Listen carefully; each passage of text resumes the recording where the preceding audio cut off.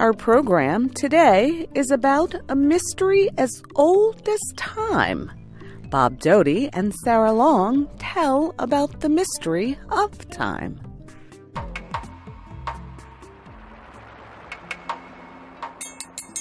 If you can read a clock, you can know the time of day.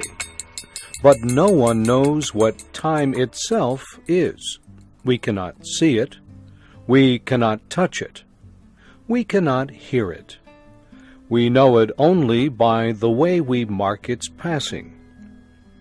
For all our success in measuring the smallest parts of time, time remains one of the great mysteries of the universe. One way to think about time is to imagine a world without time.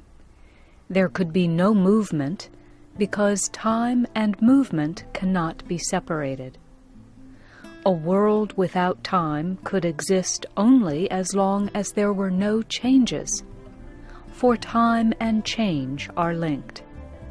We know that time has passed when something changes.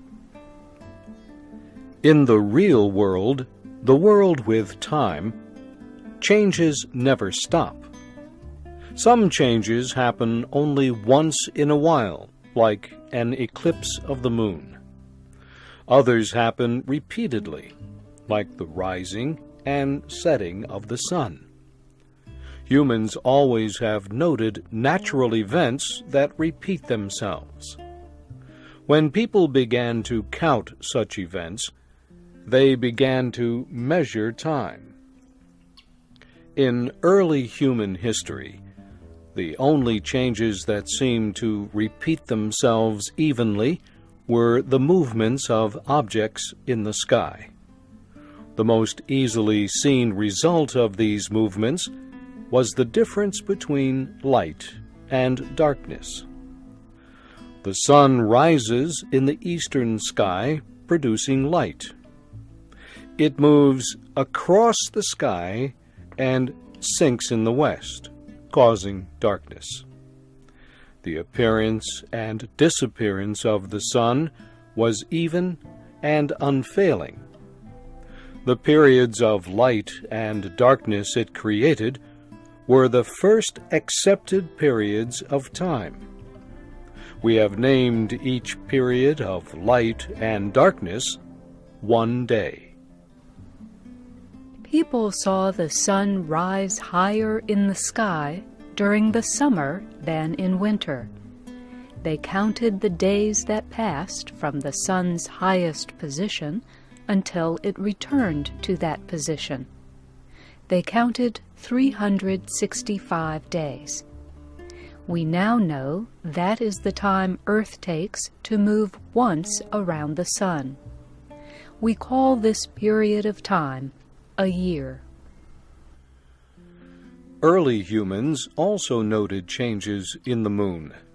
As it moved across the night sky, they must have wondered, why did it look different every night?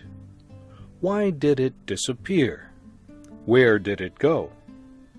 Even before they learned the answers to these questions, they developed a way to use the changing faces of the moon to tell time. The moon was full when its face was bright and round. The early humans counted the number of times the sun appeared between full moons. They learned that this number always remained the same, about 29 suns. 29 suns equaled one moon. We now know this period of time as 1 month. Early humans hunted animals and gathered wild plants. They moved in groups or tribes from place to place in search of food. Then people learned to plant seeds and grow crops. They learned to use animals to help them work and for food. They found they no longer needed to move from one place to another to survive. As hunters, people did not need a way to measure time. As farmers, however, they had to plant crops in time to harvest them before winter. They had to know when the seasons would change, so they developed calendars. No one knows when the first calendar was developed, but it seems possible that it was based on moons or lunar months. When people started farming, the wise men of the tribes became very important. They studied the sky. They gathered enough information so they could know when the seasons would change. They announced when it was time to plant crops.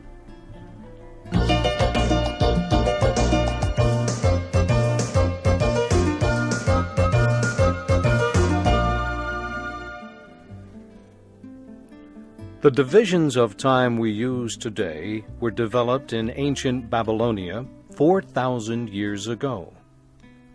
Babylonian astronomers believed the sun moved around the earth every 365 days. They divided the trip into 12 equal parts, or months. Each month was 30 days. Then they divided each day into 24 equal parts, or hours.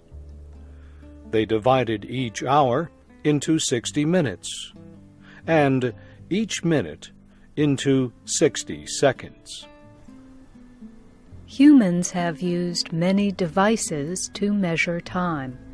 The sundial was one of the earliest and simplest. A sundial measures the movement of the sun across the sky each day. It has a stick or other object that rises above a flat surface. The stick, blocking sunlight, creates a shadow. As the sun moves, so does the shadow of the stick across the flat surface. Marks on the surface show the passing of hours and perhaps minutes.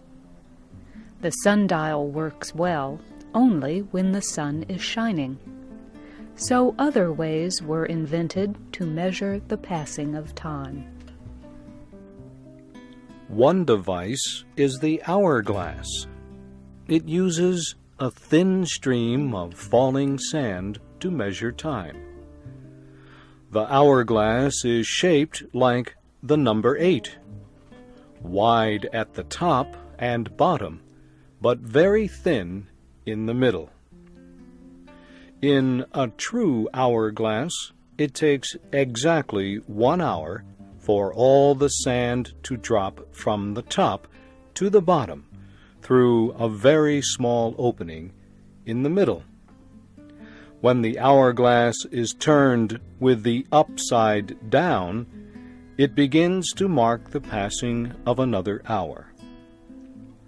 By the 18th century, people had developed mechanical clocks and watches, and today many of our clocks and watches are electronic.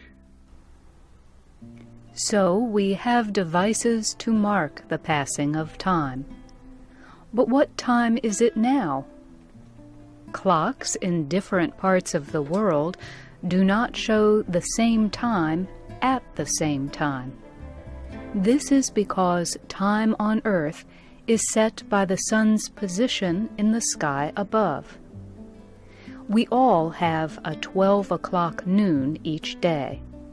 Noon is the time the sun is highest in the sky. But when it is 12 o'clock noon where I am, it may be 10 o'clock at night where you are. As international communications and travel increased, it became clear that it would be necessary to establish a common time for all parts of the world. In 1884, an international conference divided the world into 24 time areas, or zones. Each zone represents 1 hour. the astronomical observatory in Greenwich, England, was chosen as the starting point for the time zones. 12 zones are west of Greenwich.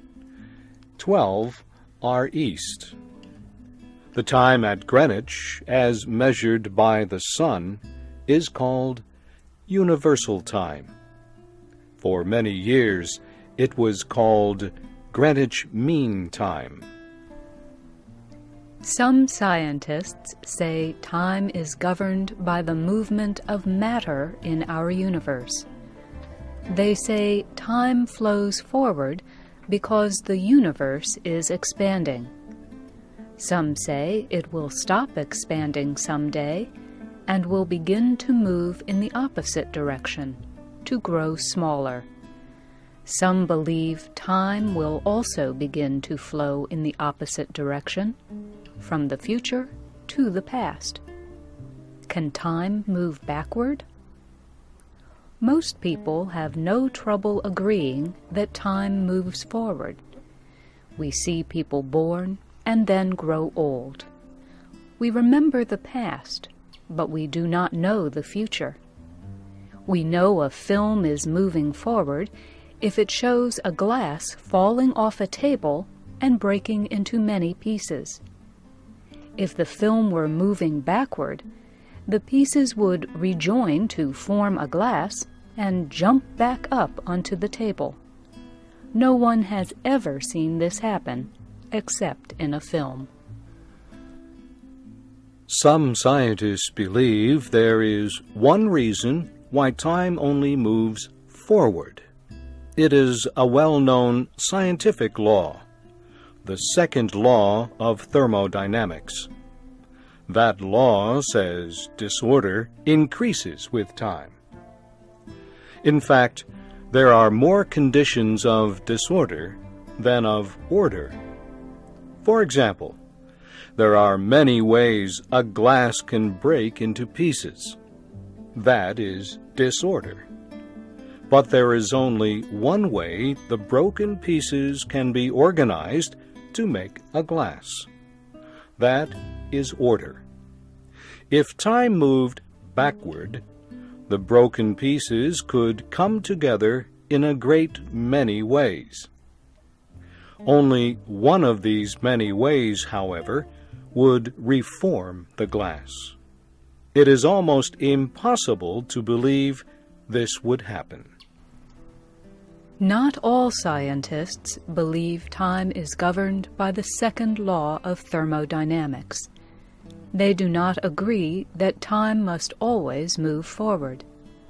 The debate will continue about the nature of time, and time will remain a mystery.